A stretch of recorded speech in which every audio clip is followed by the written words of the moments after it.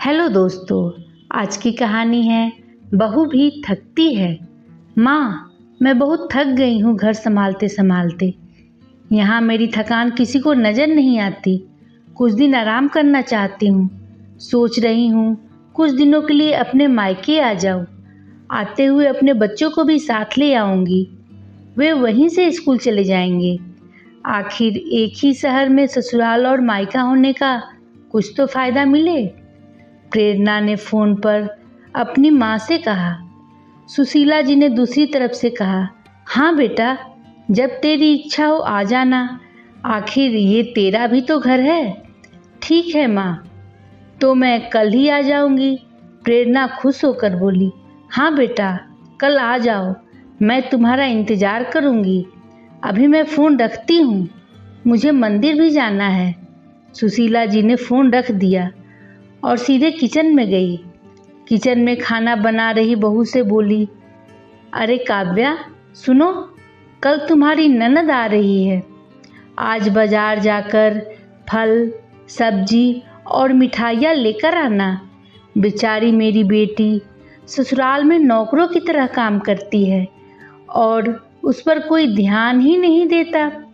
यहाँ आएगी, कुछ दिन रहेगी तो उसका मन और तबीयत अच्छे रहेंगे। सास के मुंह से ऐसी बातें सुनकर काव्या का चेहरा उतर गया। वह मन ही मन सोचने लगी, काश आपको मेरी थकावट भी नजर आती। मैं भी दिन रात झाड़ू पोछा, बर्तन, खाना बनाना, मार्केट जाना और हर वह काम करती हूँ जिससे हमारे परिवार वालों को कोई दिक्कत ना हो। काश आप मुझ पर भी ध्यान दे पाती। आपकी बेटी तो जब मन में आता है तब यहाँ आ जाती है, लेकिन मैं साल में एक बार ही अपनी माँ के पास जाती हूँ, तब भी आपको प्रॉब्लम होती है। मैं भी इंसान हूँ, मेरा भी मन है। मुझे भी लगता है अपने माँ के पास जाकर थोड़ा आराम करूँ, सुख दुख की दो चार बातें करूँ, अपना मन हल्का करूँ। भगवान, अब तुम ही कुछ करो ताकि मेरी सास की आंखें खुले और उसे मेरी थकावट भी नजर आए। शाम तक भगवान ने जैसे काव्या की सुन ली और उसकी ननद का फ़ोन आया। ननद ने अपनी माँ से कहा कि उसकी सास ने उसे मायके आने के लिए मना कर दिया है, इसलिए इस बार वो नहीं आ सकती। सुशीला जी बोली, ऐसे कैसे मना कर दिया? पहले तो कभी वह तुम्हें आने के लिए नहीं रोकती थी, इस बार भला क्या हो गया? लाओ, मेरी बात कराओ उनसे, मैं समझाती हूँ। प्रेरणा ने फ़ोन अपनी सास के पास दिया। सुशीला जी ने कहा, नमस्कार समधन जी, आपसे कुछ कहना था। समधन जी ने कहा, कहिए। दरअसल प्रेरणा कल त्योहार है, इसलिए अपने मायके आना चाहती है। अगर आप उसे भेज दें तो अच्छा रहेगा। प्रेरणा की सास ने कहा, देखिए समधन जी, आपकी बेटी मायके जाकर रहे, इस बात के लिए हमने उसे कभी नहीं रोका और इस बात से हमें कोई प्रॉब्लम है भी नहीं।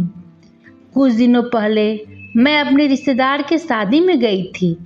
वहाँ आपकी बहू काव्या की माताजी से मिलने का मौका मिला। उनसे गपशप करने के दौरान उनकी बातों से पता चला कि काव्या को साल में एक ही बार अपने मायके जाने को मिलता है और वह भी बहुत कम समय के लिए। मुझे लगता है आपको पहले काव्या को उसके मायके भेज देना चाहिए और वह जब मायके होकर आ जाएगी तो मैं प्रेरणा को आपके पास भेज दूंगी।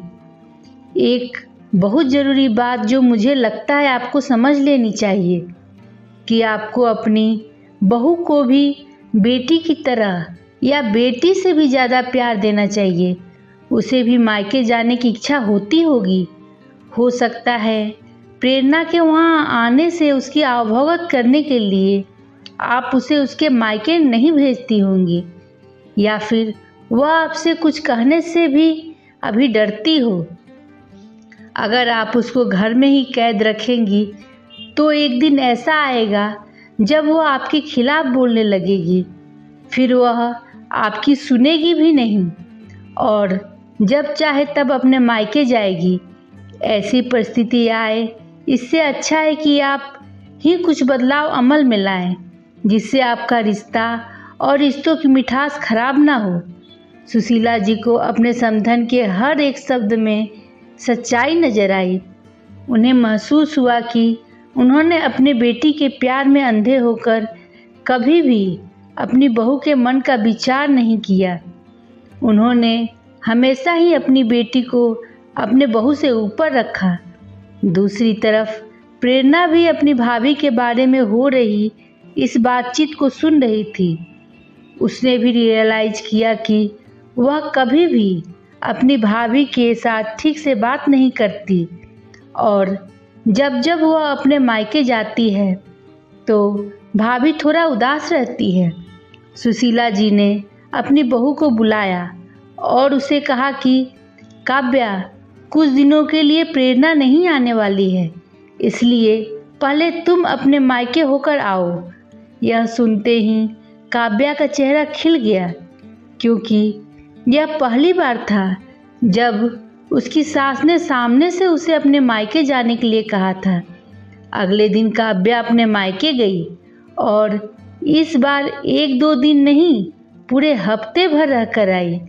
अपने माँ बाप से, अपने रिश्तेदारों से मिलकर आई और जब वह लौटकर आई तो उसका चेहरा खिला हुआ था, उसकी आंखें चमक रही थी। काव्या के आने के बाद प्रेरणा भी अपने मायके आई और इस बार वो खुद सामने से अपनी भाभी से खुशी खुशी मिली और अच्छे से बात की।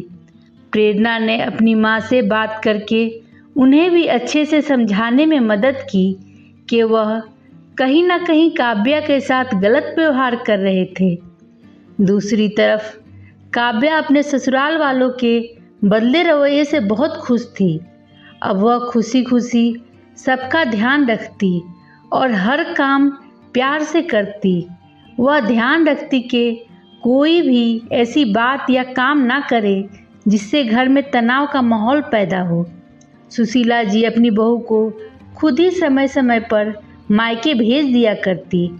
एक छोटे से बदलाव ने सास बहू और भाभी ननद के बीच की कड़वाहट को दूर कर दिया और रिश्तों को और भी ज़्यादा मीठा और मजबूत कर दिया।